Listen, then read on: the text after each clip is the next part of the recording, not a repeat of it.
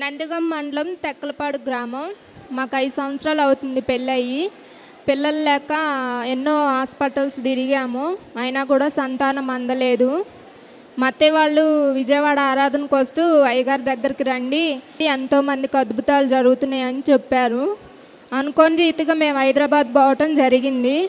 కొన్నాళ్ళ పాటు మేము అక్కడే ఉన్నాం. అయితే సికింద్రాబాద్ ప్రార్థనకి వెళ్ళేవారం ప్రతి వారం. అక్కడ 8 నెలలు వెళ్ళిన తర్వాత 2023 సంవత్సరం డిసెంబర్ 31 నైట్ అయ్యగారు తీర్మానం చేసుకోమన్నారు.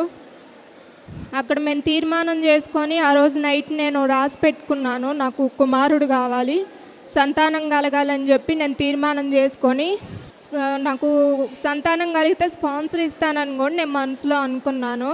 అనుకోని రీతిగా అదేవిధంగా మరుసటి నెలలోనే నేను కన్సీవ్ అవ్వటం జరిగింది. మళ్ళీ 9వ నెలలో వచ్చి నాకు బాబు కావాలి అయ్యగారు అని చెప్పేసి అయ్యగారిని అడిగాను. అయ్యగారు నీకు బాబే పుడతారు పో అమ్మ అని చెప్పి వాగ్దానం ఇచ్చారు.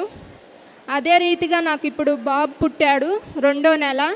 అదేవిధంగా మా అక్క గురి నుంచి కూడా నేను ఎప్పుడు అయ్యగారి చదువుతూ ఉండేదాన్ని. మా అక్కకు కూడా అదే నెలలో కన్సీవ్ అవ్వటం జరిగింది. మా అక్కకి బాబే, నాకు బాబే. ఈ సాక్ష్యం దేవుడు దీవించును గాక. ఆమేన్.